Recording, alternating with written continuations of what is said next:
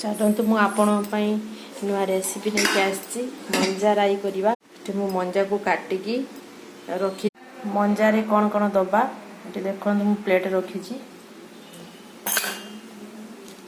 जीरा चामचे सोरिष 1.5 चामच रसुण लंका तो आम बाटी दबा। ये मसला बाटिकी रखी सारे प्याज अच्छी टमाटो मंजारे पकेवा बाटी रखा मसला पकेदेवे पियाज पकेबे टमाटो पकेदेवे